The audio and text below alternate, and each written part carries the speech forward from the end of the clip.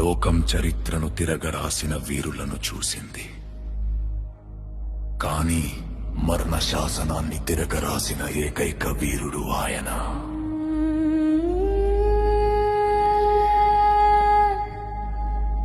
శత్రువుని కత్తితో చంపడం కాదు, తన ప్రాణాన్ని బలిగా ఇచ్చి ఆ శత్రువులోని శత్రుత్వాన్ని చంపిన మహాయోధుడు.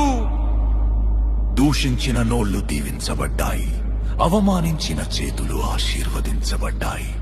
ఎందుకంటే ఆయన సింహాసనంపై కూర్చున్న రాజు మాత్రమే కాదు, ప్రతి గాయాన్ని తన కౌగిలితో మాయం చేసే ప్రేమ సామ్రాజ్య చక్రవర్తి.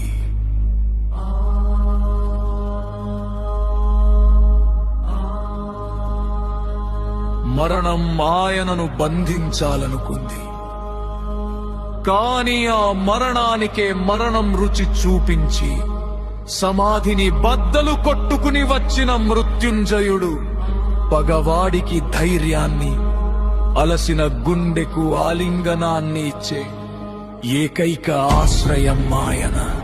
ఆయనే నా సర్వస్వం, ఆయనే నా యేసుక్రీస్తు.